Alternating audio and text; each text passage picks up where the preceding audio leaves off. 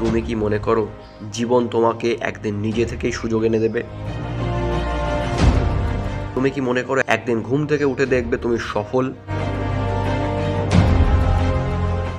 না, জীবন তোমাকে কিচ্ছু দেবে না তুমি যদি নিজের হাত বাড়িয়ে সেটা কেড়ে না নাও। তুমি যদি নিজেকে পাল্টাতে না পারো তাহলে 10 বছর পরও ঠিক একই অবস্থায় থাকবে। একজন শিকারী যখন শিকারে নামে সে কি ভাবে আজ একটু কম চেষ্টা করব?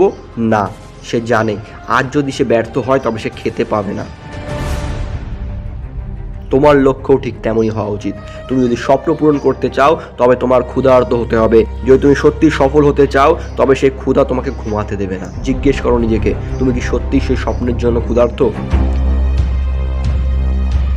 একজন কৃষক যখন ফসল ফলায় সে কি আশা করে অন্য কেউ এসে তার জমি চাষ করে দেবে?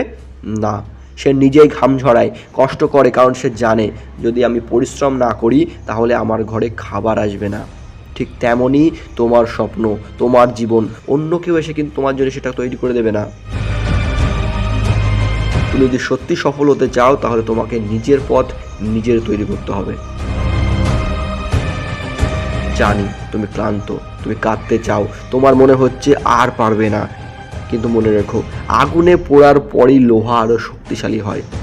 চাপের মধ্যেই কিন্তু হীরা তৈরি হয়। তুমি যদি নিজের স্বপ্নের জন্য পাগলের মতো পরিশ্রম না করো তাহলে 10 বছর পর তোমার অবস্থা একই থাকবে।